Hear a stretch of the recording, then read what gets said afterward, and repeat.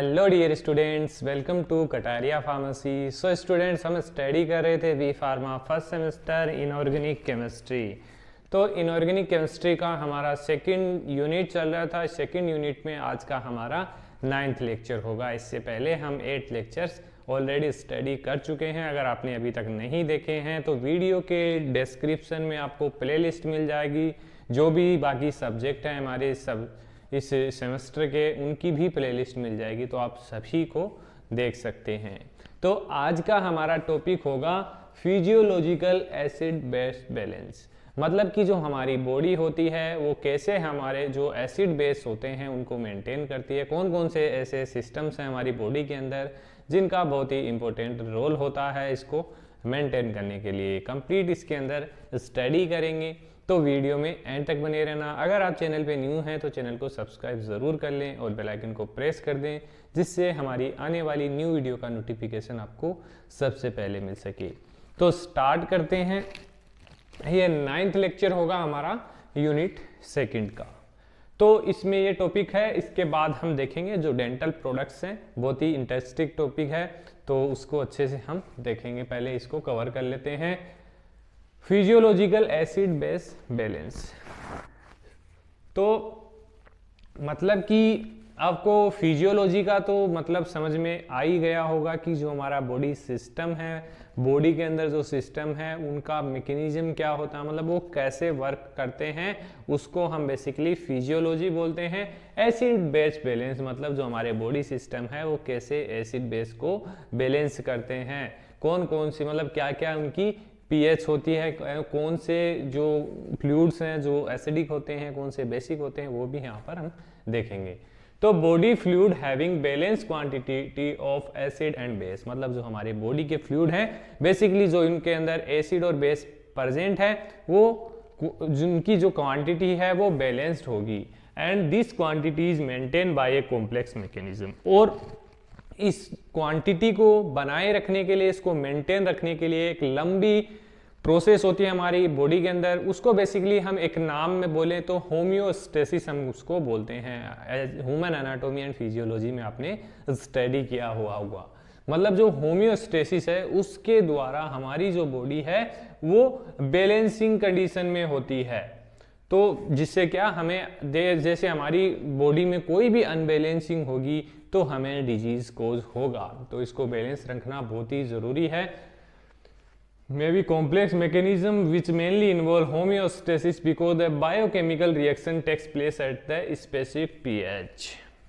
जैसे कुछ फ्लूइड्स हैं और उनकी पीएच है, उतनी ही मात्रा में उनकी पीएच रहनी चाहिए। अगर इसमें कोई इंक्रीजमेंट हुआ या डिक्रीजमेंट हुआ तो आपको डिफिकल्टी हो सकती है। जैसे ब्लड का पीएच होता है 7.4 से 7.5 होता है, तो स्लाइटली ये बेसिक होगा।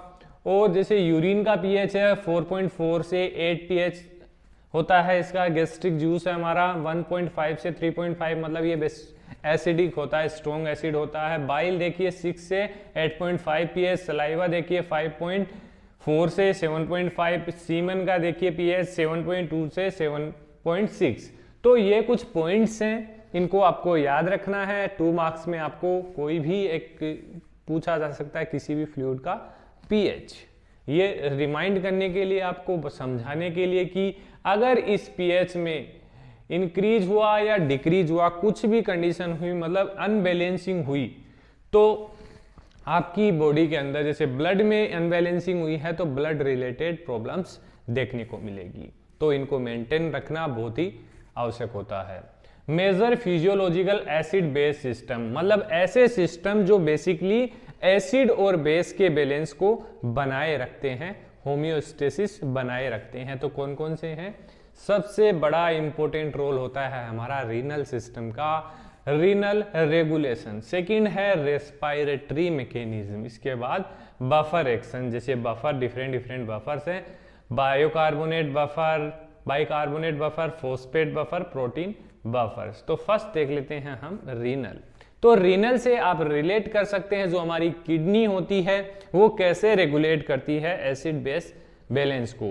जैसे आप सभी जानते हैं यूरिन का जो हमारा पीएच होता है वो एसिडिक होता है, तो जो एसिडिक प्रोडक्ट्स हैं वो बेसिकली यूरिन के द्वारा किडनी से आउट किए जाते हैं, जिससे क्या होता है जो एक्सेस अमाउंट होता है एसिड का वो हमारी बॉडी से बाहर की ओर आउट होता है, इसलिए ये मतलब बैलेंस करती है। इसके अलावा भी डिफरेंट रोल होते हैं किडनी के, वो यहाँ पर हम मेंशन नहीं करेंगे क्योंकि वीडियो बड़ी हो जाएगी, इतना आपके सिलेबस में पूछा भी नहीं जाएगा। तो अब kidney is a very important part to maintain acid base balance in the body. It mainly excrete acidic material present in body because urine is acidic in nature. इतना ही यहाँ पर हम देखेंगे। इसके बाद देखते हैं रेस्पिरेटरी मैकेनिज्म। तो जो हमारा रेस्पिरेटरी सिस्टम होता है आप सभी को पता है उसका क्या वर्क होता है। तो रेस्पिरेटरी सिस्टम सभी को पता है आपको हेल्प करता है ब्रीदिंग करने में। आप ऑक्सीजन लेते हैं और CO2 को बाहर एक्सक्रिएट करते हैं, तो उससे क्या होता है कि जो बॉडी की ऑक्सीजन लेवल है वो भी मेंटेन होती है और CO2 लेवल वो भी मेंटेन होती है। तो इसका एसिड और बेस से क्या कनेक्शन है तो वो आप देखेंगे इसके अंदर।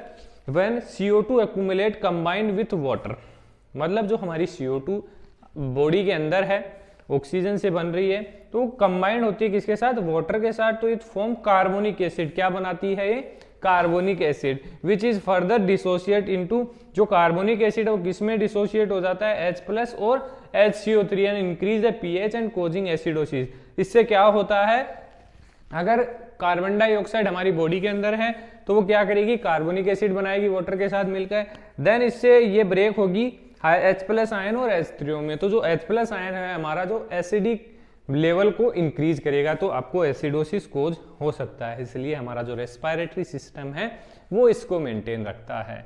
तो कोई भी सिस्टम में गड़बड़ी आती है तो वो जो भी हमारे बॉडी के सिस्टम है वो एक दूसरे के ऊपर इंडिपेंडेंट होते हैं, तो जिससे क्या होता है जो हमारी बॉडी का होम्योस्टेसिस है वो बना रहता है। जिसे बफर एक्शन में देखिए, बफर एक्शन में बाइकार्बोनेट बफर है, ये कैसे मेंटेन रखता है, जैसे ये हमारा ब्रेकडाउन हो गया, अब इस कंडीशन में क्या होगा, एसिडोसिस कोज होने के चांसेस बढ़ जाते हैं। तो क्या होगा हमारा इस बफर सिस्टम में क्या होगा, ये बाइकार्बोनेट में कन्वर्ट हो जाएगा और ये जो बाइकार्बोनेट है हमारा फिर से वाटर में टूट जाएगा और CO2 हमारा बाहर निकल जाएगा। तो ये मेन रोल होता है बाइकार्बोनेट बफर का। This system mainly found in plasma and kidney, और ये जो वर्क होता है बेसिकली प्लाज्मा और किडनी के अंदर होता है। सेकंड देखिए फॉस्फेट बफर। तो फॉस्फेट बफर जैसे HCl है, HCl का लेवल इंक्रीज है हमारी बॉडी के अंदर, ये बेसिकली ये जो रिएक्शन है अगर हमारी बॉडी के अंदर एसिडिटी ज्यादा हो रही है उस कंडीशन में फॉस्फेट बफर का बहुत इंपॉर्टेंट रोल होता है। जैसे HCl इंक्रीज हुआ तो ये रिएक्शन करेगा हमारा सोडियम बाइफॉस्फेट, तो क्या बनाएगा, NaCl बनाएगा और सोडियम बाइफॉस्फेट ये निकलेगा, हमारा वीक एसिड रहेगा। तो मतलब ये स्ट्रॉन्ग एसिड को किस में कन्वर्ट कर दिया, वीक एसिड में, जिससे कि एसिड इसका बैलेंस हो जाए। अगर बेसिसिटी मतलब कि बेसिक कंडीशंस इंक्रीज हो रही है, NaOH की मात्रा इंक्रीज हो रही है बॉडी के अंदर, तो हमारा जो फॉस्फेट बफर सिस्टम है इसके द्वारा ये रिएक्शन करके क्या बनाएगा, वाटर, और ये वीक बेस बनाएगा, मतलब इसका लेवल भी डिक्रीज हुआ। तो किसका रोल हुआ इसमें, फॉस्फेट बफर सिस्टम का। आगे देखिए प्रोटीन बफर सिस्टम, इसमें क्या हो रहा है, protein buffer system mainly occur in amino acid, amino acid के अंदर इसकी रिएक्शंस होती हैं। तो एसिडिक कंडीशन में देखिए ये एसिडिक कंडीशन अगर ज्यादा है तो ये इसके साथ रिएक्शन करके क्या बनाएगा, इसको मतलब साल्ट में कन्वर्ट कर देगा। तो ये प्रोटीन बफर सिस्टम का वर्क है। इसके अलावा भी और डिफरेंट सिस्टम्स होते हैं, लेकिन जो मेन है हमारे, इतना आपको स्टडी करना है, ज़्यादा डीपली जाने की ज़रूरत नहीं है, बेसिक आपको देखना है। बेसिक अगर आपको पता है तो क्वेश्चन इजीली आप अटेम्प्ट कर सकते हैं। तो आज के लेक्चर में इतना ही देखेंगे। अगर वीडियो अच्छी लगी तो वीडियो को लाइक ज़रूर करना और कमेंट करके बताइए हमें क्या इंप्रूवमेंट की ज़रूरत है और आपको क्या डाउट्स हैं। सभी डाउट्स क्लियर होंगे आपके। अगर आपने हमारा टेलीग्राम ग्रुप ज्वाइन नहीं किया है तो आप टेलीग्राम ग्रुप ज्वाइन कर लीजिए, इंस्टाग्राम पेज को भी फॉलो कर लीजिए। आपको टेलीग्राम ग्रुप से अफोर्डेबल प्राइस में नोट्स भी अवेलेबल हो जाएंगी। तो मिलते हैं नेक्स्ट वीडियो में।